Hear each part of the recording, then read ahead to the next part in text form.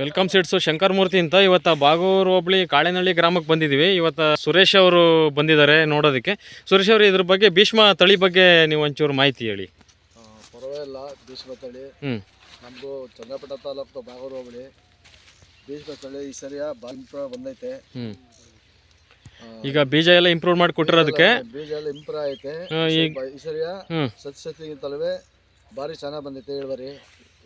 ಈಗ ಸಲಕ್ಕಿಂತ ಇಳುವರಿ ಆಗಿದೆ. ಸಲಕ್ಕಿಂತ ಈ ಸರಿ ಜಾಸ್ತಿ ಬಂದೈತಿ.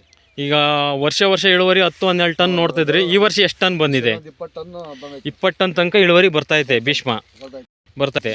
ಈಗ ಕಾಯಿ ಎಲ್ಲ ಏನಂತಾರೆ ರೈತರೆಲ್ಲ ನಿಮ್ಮ ಬಾಗೂರು ಹೋಬಳಿಲಿ? ಭಾರಿ ಚೆನ್ನಾಗೈತೆ ಅಂತ ಹೇಳ್ತಾರೆ. ಭಾರಿ ಚೆನ್ನಾಗೈತೆ. ಈಗ ಇಳುವರಿ ಬಂದೈತೆ ಅಂತ ಇಳುವರಿ ಭೀಷ್ಮ ತಳಿ ಈಗ ನೀವು ನಿಮ್ಮ ಬಾಗೂರು ಹೋಬಳಿಲಿ ಅಲ್ಲವ ರೈತರಲ್ಲವ ಈಗ ಬೆಳಿತಿದಾರಲ್ಲ, ಎಷ್ಟು ಟನ್ ಬರ್ತೈತೆ ಇವತ್ತಿನ ವಾತಾವರಣಕ್ಕೆ? ಬರ್ತೈತೆ, ಪರವಾಗಿಲ್ಲ, ಭಾರಿ ಚೆನ್ನಾಗಿ ಬರ್ತೈತೆ ಸರ್. ನಮ್ದು 20 ಟನ್, ಒಂದು 12 ಟನ್ ಬರೋದು.